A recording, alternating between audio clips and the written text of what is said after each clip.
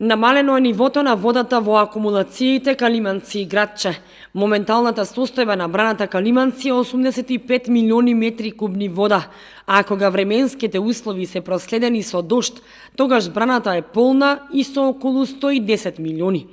Од Водостопанство Брегалница вела дека мерењата покажуваат дека во акумулацијата Калиманци средниот доток на вода изнесува 4 метри кубни вода во секунда.